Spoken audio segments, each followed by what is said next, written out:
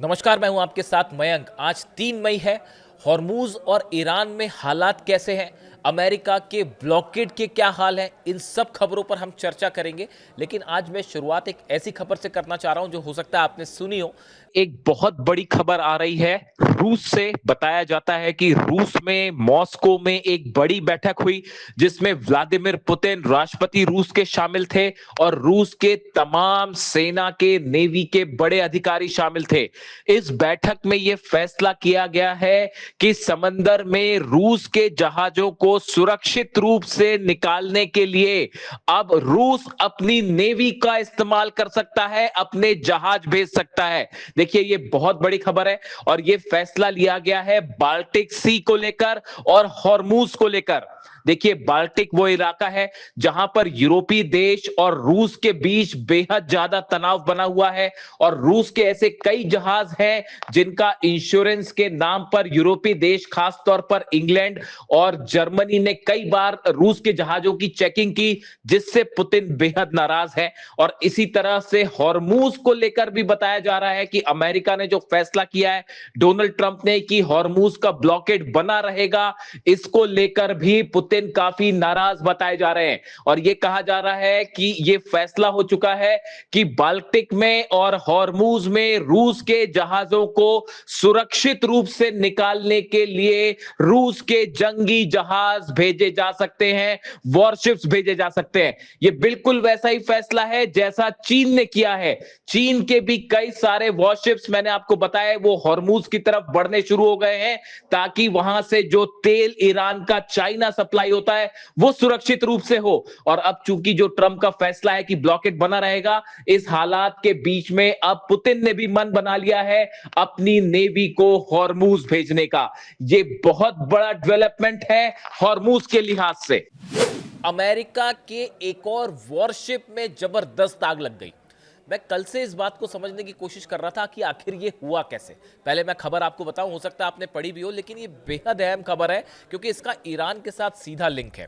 देखिए, डिस्ट्रॉयर है USS Higgins. ये अमेरिका का एक जंगी जहाज है यूएसएस हिगिंस। इसमें बेहद रहस्यमय तरीके से आग लग गई और कई अमेरिकी सैनिक इसमें घायल भी हो जाते हैं। ये खबर आई है। देखिए, ये अर्लेबर्ग जो श्रेणी है उस श्रेणी का ये डिस्ट्रॉयर है, जहाज है, जंगी जहाज है अमेरिका का। और इसे भेजा गया था पैसिफिक ओशन से, ये बढ़ रहा था अरब सागर की तरफ, यानी इसे ईरान के पास डिप्लॉय किया जाना था और ये अरब सागर की तरफ आगे बढ़ रहा था। इसी दौरान इसमें बेहद रहस्यमय तरीके से आग लग जाती है। इसका प्रोपल्शन सिस्टम है वो फेल हो जाता है और उसके बाद जो है वो आग की लपटें इतनी ज्यादा फैली कि कई इसमें जो अमेरिकी सैनिक हैं उनके घायल होने की भी खबरें। और बताया जा रहा है कि आग इतनी ज्यादा थी कि उसके बुझाने में जो है वो अच्छी खासी मशक्कत करनी पड़ी। अब सवाल ये है कि आखिर एक के बाद एक अमेरिका के जंगी जहाज, और वो भी ऐसे जहाज जो कि डिस्ट्रॉयर्स हैं, जिस पे मिसाइल्स होती हैं और जो बेहद आधुनिक माने जाते हैं, इनमें आग कैसे लग रही है। देखिए, ये यूएसएस हिगिंस की बात करें, ईरान की तरफ बढ़ रहा था, बीच में आग लग गई। इसके पहले अगर आप बात करें, 12 मार्च को यूएसएस जेरल्ड आर फोर्ड में, वो मैंने आपको बताया ही था, उस पर हमने चर्चा की थी कि जो एयरक्राफ्ट कैरियर है, अमेरिका ने कहा उसकी लॉन्ड्री में आग लग गई है और कई सैनिक घायल हो गए और बाकी छुप गए थे, उस तरह की खबरें थी। हकीकत ये थी कि ईरान के अंडर वाटर ड्रोन ने, जो समंदर के नीचे चलता है, उस ड्रोन ने उसे हिट किया और आग लगी। ये जानकारी डिफेंस सर्कल में है और मेरे मुताबिक भी ये खबर जो है वो सही लगती है मुझे। इसके अलावा आप देखिए, फिर 14 अप्रैल को आ जाइए, यूएसएस आइजनहावर में आग लग गई। वो वर्जीनिया में खड़ा था, अमेरिका में ही खड़ा था, वहीं पे उसमें अचानक आग लग जाती है और इतनी ज्यादा फैल जाती है कि उसको बुझाना मुश्किल हो जाता है। और वर्जीनिया में जो है यूएसएस आइजनहावर में आग लग गई, सबसे बड़ा एयरक्राफ्ट कैरियर में से एक। फिर आप देखें, 19 अप्रैल को यूएसएस जमवॉल्ट है, ये भी एक जंगी जहाज है, इसमें आग लग जाती है, 3 सैनिक घायल हो जाते हैं। और अब यूएसएस हिगिंस में आग लग गई। सवाल ये है, आखिर एक के बाद एक अमेरिका के जंगी जहाजों में आग कैसे लग रही है, अब इसकी भी जांच शुरू हो गई है। और देखिए, मैंने कल कई बड़े सारे वेबसाइट्स, जब ये खबर सामने आई, कई जगह सोशल मीडिया पर ये खबरें थी, पहले मैंने सोचा कि इसके बारे में मैं कल ही वीडियो बनाना चाह रहा था, लेकिन फिर मैंने इसे एनालाइज किया, आखिर ये हो कैसे रहा है। कई सारी थ्योरी सामने आई, हादसे भी हो सकते हैं, लेकिन एक बड़ा जो है वो शॉकिंग थ्योरी सामने चल रही है और उसमें ये कहा गया कि देखिए, कुछ तो जैसे हैं कि जेरल्ड आर फोर्ड की जो बात है उसको तो बताया जा रहा है कि ईरान ने अंडर वाटर ड्रोन से हिट किया, लेकिन बाकियों में आग कैसे लगी ये भी थ्योरी सामने आई है कि क्या ये आग खुद अमेरिका के सैनिकों ने लगा दी। ऐसी भी एक थ्योरी चल रही है और इसके पीछे की वजह ये बताई जा रही है कि अमेरिका के कई सैनिक ये नहीं चाहते कि उनकी तैनाती जो है वो हॉर्मूज में हो, ईरान में हो। वो ईरान से जंग करने को राजी नहीं है क्योंकि वो ये नहीं चाह रहे कि हमको वहां हॉर्मूज में भेजा जाए। तो क्या ये आग खुद अमेरिका के ही कुछ सैनिकों ने लगाई है इन जहाजों पे?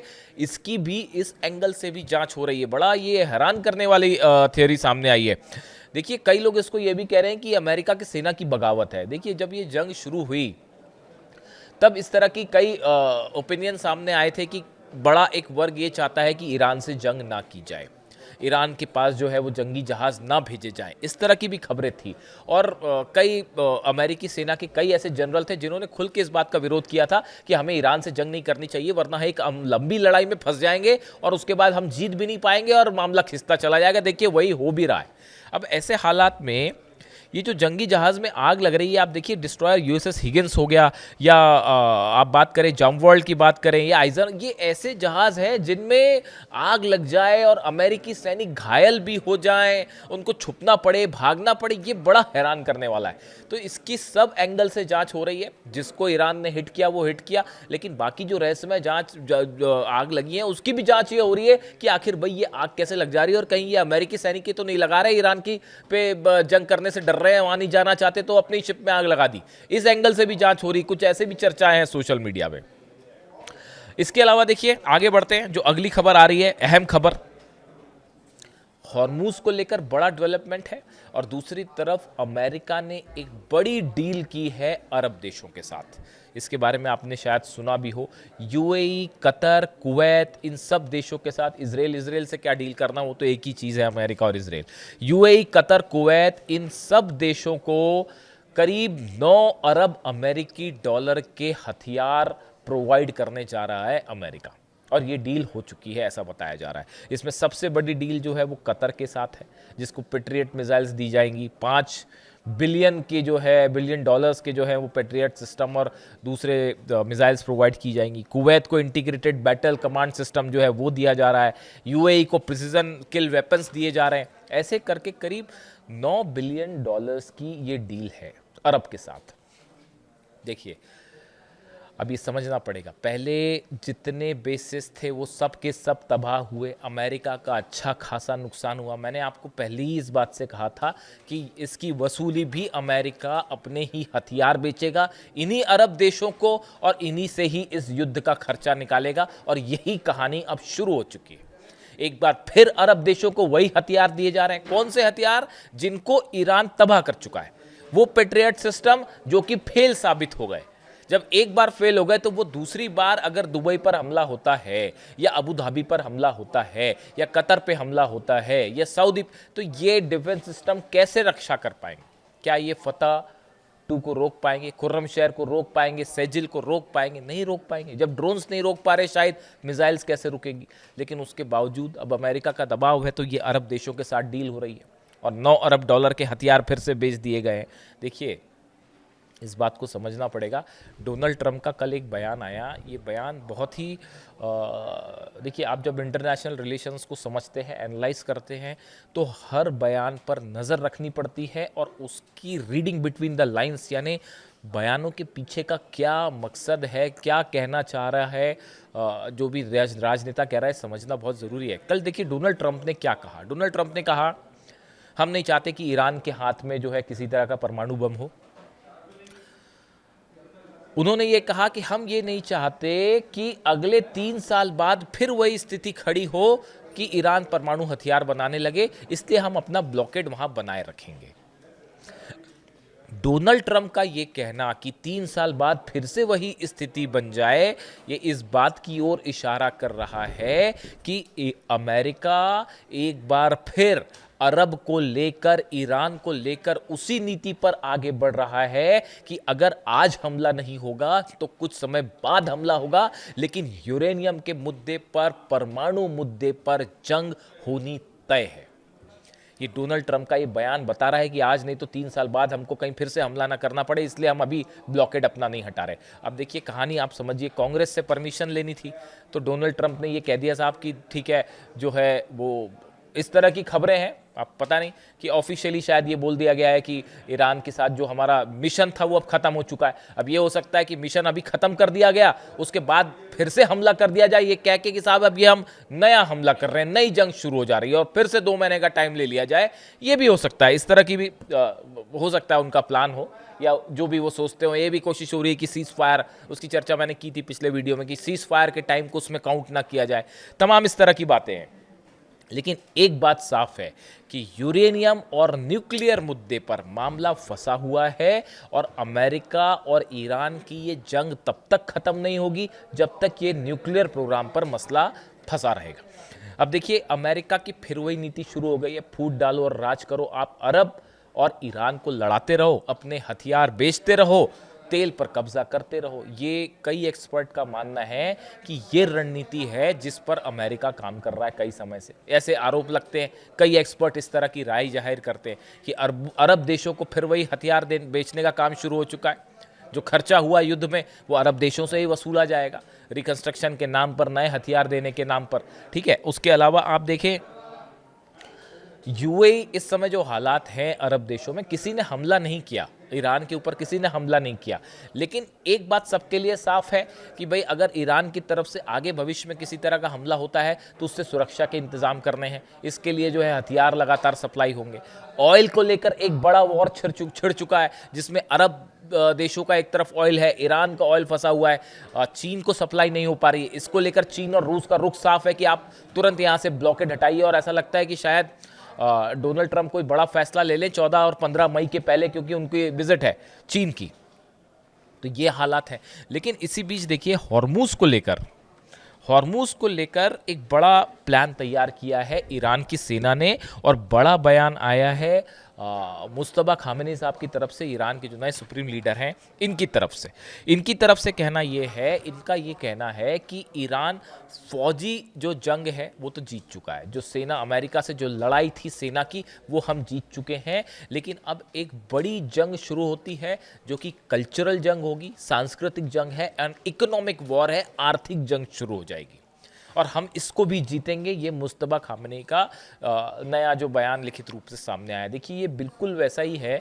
मैं एक स्पीच की अक्सर जिक्र करता हूँ, फिर से दोहराता हूँ। अली खामेनी साहब एक एड्रेस कर रहे थे कुछ स्टूडेंट को, और शायद लॉ से जुड़े और साइंस से जुड़े कुछ स्टूडेंट सामने बैठे थे, प्रोफेसर सामने बैठे थे। उस दौरान अली खामेनी साहब ने इस बात को कहा था कि हमारी जंग अमेरिका से सिर्फ हथियारों की जंग नहीं है, ये जंग है अमेरिका जिस तरह से हमारे देशों के बल्कि कई देशों के रिसोर्सेज पर कब्जा करना चाहता है, उनकी संस्कृति को नीचा दिखाना चाहता है, उस पर एक कल्चरल हेजेमनी स्थापित करना चाहता है, यानी अपने विचारों को, अपने वैल्यूज़ को, अपने सोचने के तरीकों को ईरान पर थोपना चाहता है। ये जंग उसके खिलाफ है। इसीलिए उन्होंने हमेशा कहा कि ईरान की कल्चर पर, ईरान के मूल्यों पर, इस्लामिक रेवोल्यूशन के जो सिद्धांत हैं इस पर हमारे देश को गर्व होना चाहिए। ये बात हमेशा अली खामेनी साहब कहते रहे। और आज मुस्तबा खामेनी का जो पिछला बयान आया है ये बिल्कुल उसी ट्रैक पे है। आप देखिए जो ईरान से इंटरनल खबरें हैं उसके मुताबिक ईरान की सेना एग्जैक्टली उसी पॉलिसी पर, उसी एग्रेशन के साथ आगे बढ़ रही है जो अली खामेनी साहब चाहते थे। उनके रहते ईरान ने जो रुख अपना रखा था। आप देखिए चाहे इजराइल पर हमला करना हो, जिस तरह से हिजबुल्लाह के अलग अलग लीडर्स को निशाना बनाया गया, लेबनान पर हमला किया गया, तो ईरान ने उसमें बदले की कार्रवाई की और इजराइल पर हमला किया। ये वो रणनीति थी कि आप हमेशा दुश्मन से एक स्टेप आगे रहें। और इसी नीति को अब जो नए बयान सामने आ रहे हैं मुस्तबा खामेनी के या ईरान के सेना के जो चीफ हैं आरजीसी के अहमद वाहिदी साहब, इनके बीच में आप देखिए एक तो मुस्तबा खामेनी हो गए, अहमद वाहिदी साहब हो गए और ईरान के विदेश मंत्री अब्बास अराक्ची साहब, इन तीनों के बीच में बहुत अच्छा समन्वय है और तालमेल है। और जो बात सेना आगे रखना चाह रही है उसको अब्बास अराक्ची साहब विदेशों में हर जगह रख रहे हैं। यानी देखिए ये तीन सत्ता के केंद्र ऐसे हैं इस समय ईरान में जो बेहद अहम है। मैं बड़े सोच समझ के इन तीनों का नाम ले रहा हूँ और मैं जो कहना चाह रहा हूँ आपको समझना पड़ेगा, ईरान से जो खबरें आ रही हैं उसको लेकर इस समय ये जो कॉम्बिनेशन चल रहा है, विदेश मंत्री अब्बास अराक्ची, सेना प्रमुख और सुप्रीम लीडर, इन तीनों के बीच में बेहद अच्छा समन्वय देखने को मिल रहा है और ईरान के हर फैसले इन तीनों के स्तर पर लिए जा रहे हैं। उसको अब्बास अराक्ची साहब बाहर देशों के सामने भी बेहद खूबसूरती के साथ रख रहे हैं। अब देखिए, हॉर्मूज को लेकर जहां तक प्लान है, ये जो जहाज जल रहे हैं अमेरिका के, इस बीच बताया जा रहा है कि एक बड़ी रणनीति सामने आई जो ईरान की सेना की रणनीति है। देखिए, हॉर्मूज में जहाज खड़े हुए हैं अमेरिका के, और जब तक ये जहाज खड़े हैं तब तक किसी भी वक्त कुछ भी हो सकता है, कभी भी हमला किया जा सकता है। और अगर हॉर्मूज में ये जहाज ज़्यादा दिन तक खड़े रहते हैं तो ईरान की तरफ से प्लान तैयार किया गया है कि कैसे ये अमेरिका के ब्लॉकेड को तोड़ा जाए। देखिए, पहली संभावना यह है कि अगर हमला ईरान पर हमला करता है अमेरिका और हॉर्मूज में किसी भी तरह से जहाज़ अंदर आने की कोशिश करते हैं। देखिए, हॉर्मूज का जो इलाका है ये बेहद सकरा है, ज़्यादा चौड़ा नहीं है। अगर यहाँ पे बड़े फाइटर डिस्ट्रॉयर्स जो आते हैं, अमेरिका के जहाज़ अगर एंटर करते हैं तो इनको यहाँ पर किसी भी तरह का टर्न लेने में एक बड़ा एरिया चाहिए होगा, या वो टर्न लेते हैं तो उनमें काफ़ी वक्त लगेगा। अगर किसी भी तरह का मूवमेंट होता है तो ये वो समय है जिसमें ईरान की सैकड़ों छोटी बोट्स जो हैं, जो कि समस्या बनी हुई है अमेरिका के लिए, वो एक साथ मिलकर हमला कर सकती है, जो पहली रणनीति है। दूसरी रणनीति ये है कि ईरान के जितनी पनडुब्बियां हैं वो टॉर्पीडोज के जरिए इन जहाज़ों को निशाना बनाएं। और तीसरी तरीका ये है कि जो अबू मेहदी मिसाइल्स हैं वो सब जितने द्वीप हैं सब पर तैनात कर दी गई हैं, चाहे अबू मूसा हो, चाहे केशम आइलैंड हो, चाहे खार्ग हो, इन सब जगह अबू मेहदी मिसाइल्स जो हैं वो तैनात कर दी गई हैं। क्योंकि अबू मेहदी के तीनों वर्जन है ईरान के पास, वो शिप से भी फायर हो सकती है, वो ज़मीन से भी फायर हो सकती है, और बताया ये भी जा रहा है कि उसका इस्तेमाल जो है वो ऐसी जगह से भी किया जा सकता है, ज़मीन के अंदर से कहीं से भी निकल के फायर की जा सकती है, यानी टनल से भी फायर की जा सकती है। ये सब वर्जन मौजूद हैं।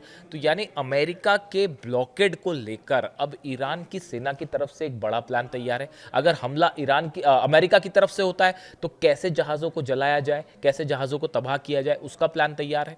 और दूसरी तरफ से ये भी कहा जा रहा है कि ये ब्लॉकेड अगर ज़्यादा दिन तक रहता है और अगर ईरान को इससे नुकसान, देखिए ऑयल, मैं आपको पहले ही बता चुका हूँ, ऑयल रिजर्व्स तेज़ी से फुल हो गया है ईरान का। ऑयल सप्लाई करना ज़रूरी है, वरना सब पाइपलाइंस को नुकसान होगा, तेल के कुओं को नुकसान होगा। इस सूरत हाल में ईरान ने ये प्लान भी तैयार कर लिया है कि कैसे अमेरिका का ब्लॉकेड तोड़ा जाए। इसके लिए तमाम टनल से वो मिसाइल्स निकाल ली गई हैं जो अब तक इस्तेमाल नहीं की गई थी, चाहे वो फतह सीरीज़ की मिसाइल हो, चाहे वो खुर्रम शहर हो, चाहे सेजिल हो। ये सब मिसाइल्स को तैनात भी कर दिया गया है लॉन्च पैड्स पे, और सब निशाने पर है अमेरिका के जहाज़। दूसरी तरफ से मैं आपको बता चुका हूं, डार्क ईगल मिसाइल्स जो हैं, जो कि हाइपरसोनिक मिसाइल्स हैं, वो अमेरिका के जहाज़ों पर तैनात कर दी गई हैं। आपको इस तरह की खबर मिलेगी कि अमेरिका इनका इस्तेमाल कर सकता है, वो तैनात हो चुके हैं ऑलरेडी।